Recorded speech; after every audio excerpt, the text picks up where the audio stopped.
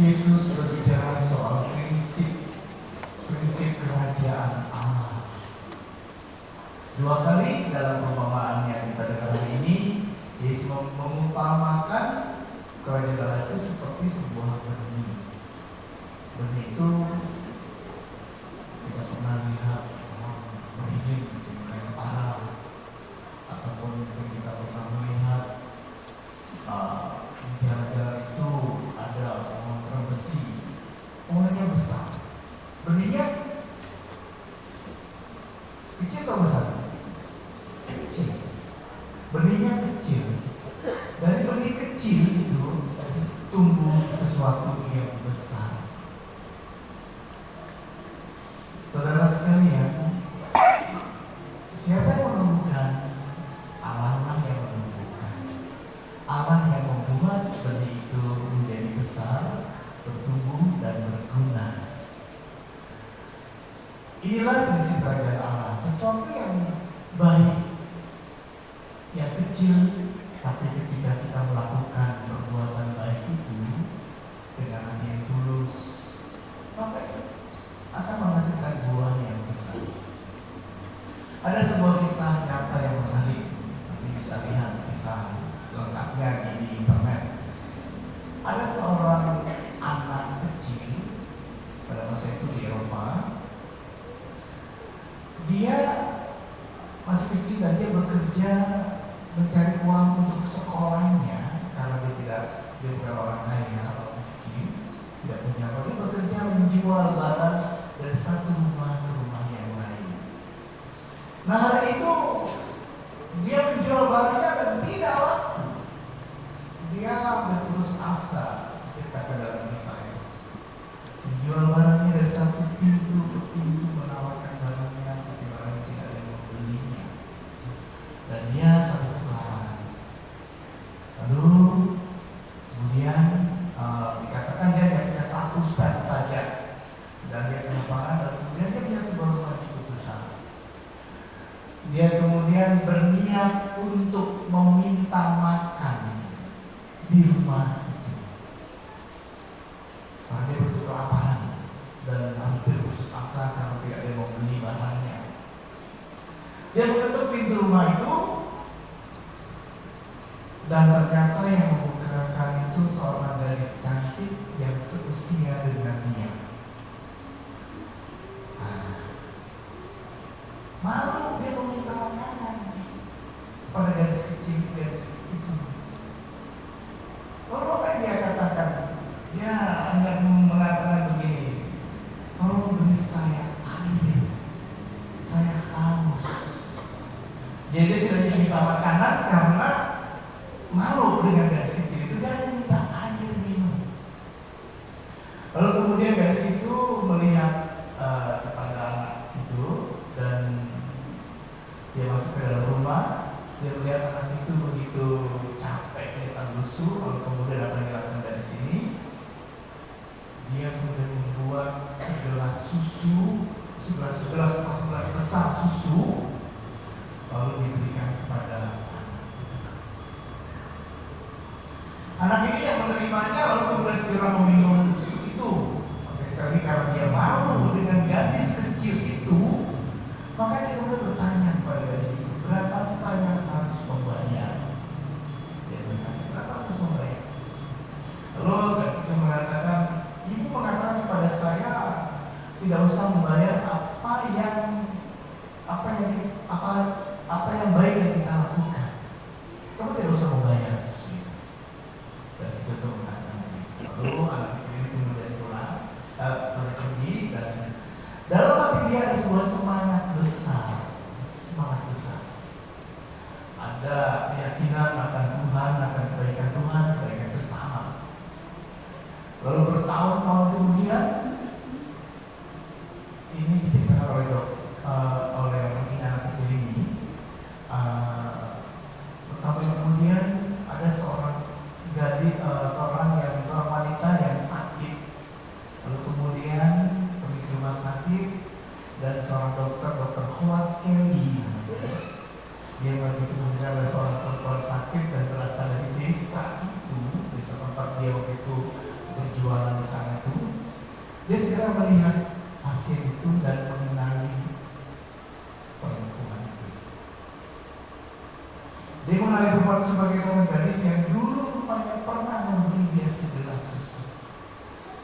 Jadi anak kecil itu kemudian menjadi seorang dokter terkenal, dan dia membaktikan dirinya untuk penyakit-penyakit wanita, karena memang dia merasa diberkati Tuhan lewat pemberian susu itu.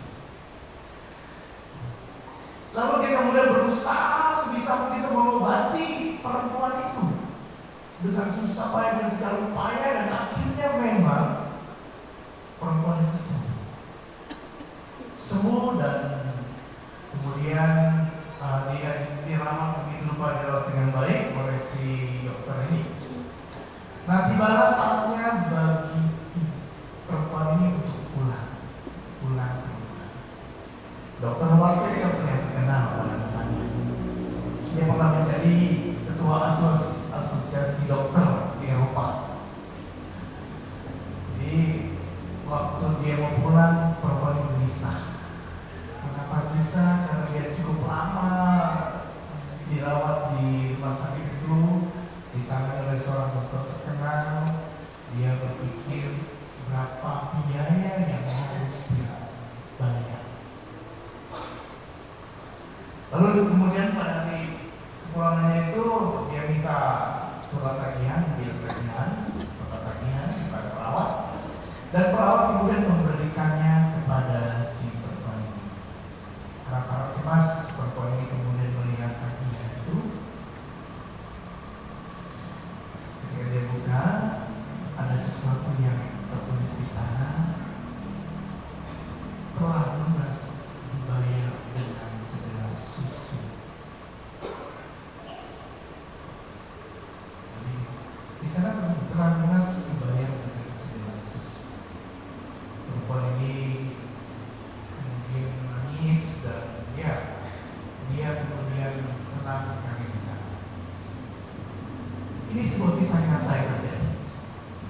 Kebaikan kecil, segelas susu, kemudian yang diberikan oleh perempuan itu kepada anak kecil itu memberikan berkat besar bagi keluarga ini.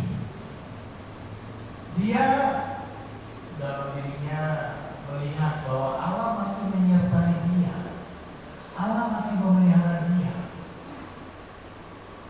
masih ada yang mencintai dia, masih ada yang mengasihi dia. Maka itu memberikan semangat pada dia, dan diceritakan dalam riwayat hidupnya dia menjadi seorang dokter dan dokter yang terkenal.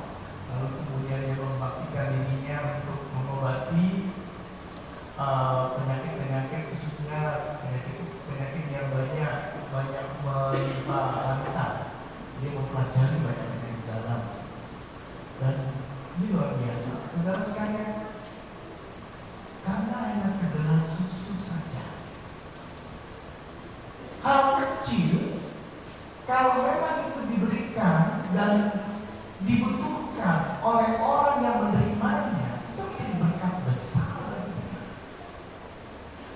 Benih yang ditabur, kebaikan yang ditabur, yang kecil kita berikan kepada orang lain, kalau orang itu memang sungguh membutuhkannya, itu di tangan Tuhan itu menjadi rahmat besar, berkat besar.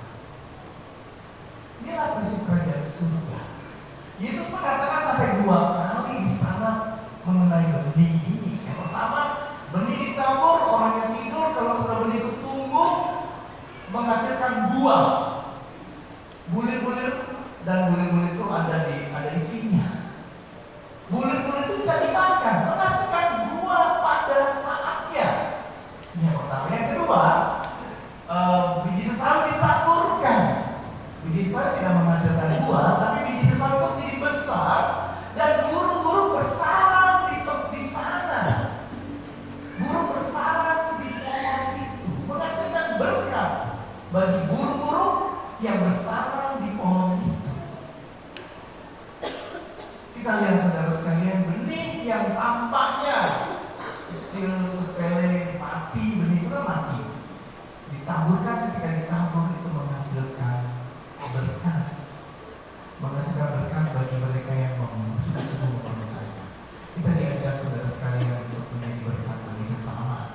Meskipun namanya mungkin kecil, tapi itu akan menjadi berkat bagi mereka.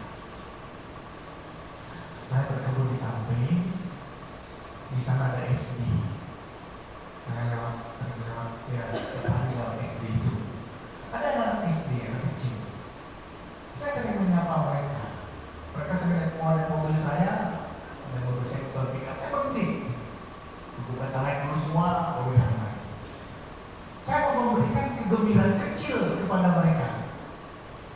Yang saya tahu mungkin nanti yang saya harapkan ya itu berguna kepada mereka. Saya mau menunjukkan bahwa ada orang yang peduli pada mereka yang juga mengasihi mereka. Meskipun sesuatu sangat kecil yang saya bisa berikan. Mereka sudah ya berhentikan mobil saya, ikut saya ajak mereka. Menunjukkan bahwa ada orang yang peduli pada mereka. Ya meskipun itu tidak merugikan saya, ya waktu sedikit saja yang saya rugi. Berhenti kemudian menolong mereka. Jadi sekarang kalau saya lewat Tampil itu, saya lewat Tampil, anak-anak kecil di Tampil selalu berkata, rokok. Bukan maksud saya memang begitu, tapi saya pengen berbuat sebuah kebaikan kecil bagi mereka. Nah, kita diajak untuk itu, melakukan kebaikan kecil. Kebaikan kecil bagi sesama kita. Prinsip dari kerajaan Allah, benih yang kecil itu di tangan Tuhan akan menghasilkan berkat, akan bertumbuh, berkembang, dan menjadi berkat bagi mereka yang beriman. Mari kita lakukan hal kecil bagi sesama. Melakukan perbuatan hebat yang besar itu kesempatannya bagi kita mungkin cuma 1 atau 2 kali, bahkan mungkin kita tidak punya kesempatan. Tapi melakukan hal kecil bagi sesama itu banyak kesempatan kita. Setiap hari kita memiliki kesempatan untuk melakukan hal kecil bagi sesama kita. Jadi jangan tunggu melakukan hal yang hebat, yang besar dalam hidup kita. Jangan menunggu itu, karena mungkin tidak ada kesempatan itu, bahkan atau mungkin 1 atau 2 kali saja kesempatan itu. Kita diajak untuk melakukan pekerjaan kecil, perbuatan kecil, kebaikan kecil bagi sesama kita. Tuhan memberkati kita. Amin.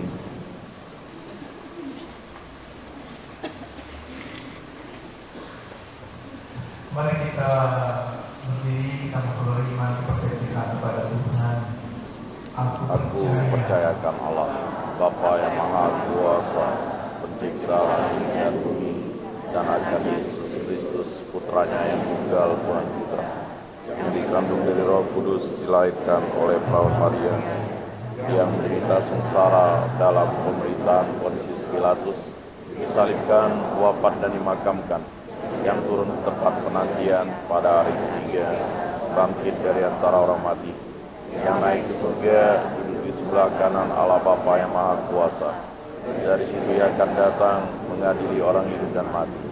Aku percayakan Roh Kudus, Gereja Katolik yang kudus, persekutuan para kudus, pengampunan dosa, kebangkitan badan, kehidupan kekal. Mari kita panjatkan doa permohonan kita kepada Tuhan.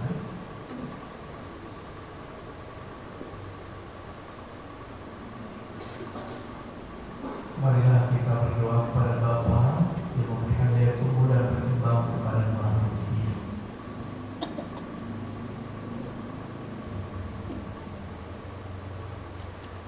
Bagi gereja Allah, semoga Allah Bapa menjaga kesetiaan gerejanya agar dalam perbuatan bimbingan kesetiaan dan akan semangat Injil, yaitu semangat kemiskinan dan pelayanan. Marilah kita mohon. Kabulkanlah doa kami ya Tuhan. Bagi negara-negara yang sedang berkembang, semoga Allah Bapa membantu negara-negara berkembang dalam usahanya agar berhasil menggunakan cara-cara mengurangi kelaparan dan kemiskinan. Marilah kita mohon. Kabulkanlah doa kami ya Tuhan. Bagi kaum remaja, semoga Allah Bapa memberikan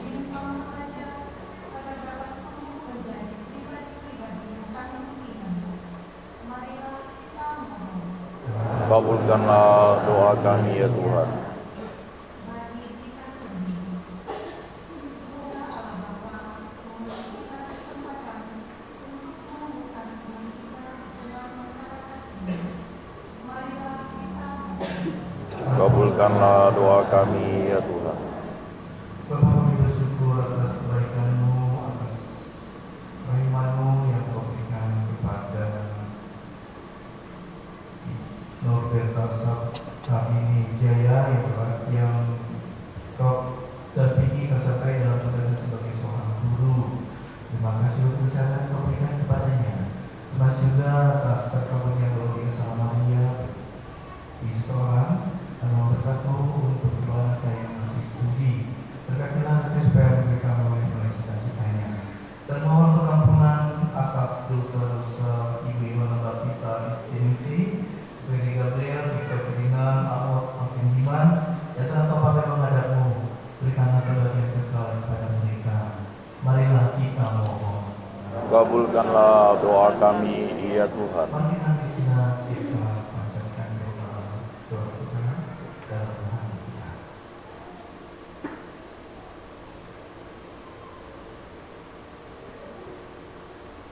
Marilah kita mohon. Kabulkanlah doa kami ya Tuhan. Allah Bapa kami, sumber kehidupan, dalam diri Yesus Engkau mendatang di dunia untuk menjadi Immanuel, Allah beserta kami. Engkau mengenal kami dan tahu apa yang kami perlukan dan kami inginkan. Janganlah meninggalkan kami, tapi dampingilah kami selalu. Demi Kristus, Dialah Tuhan dan pengantara kami, kini dan sepanjang masa. Amin.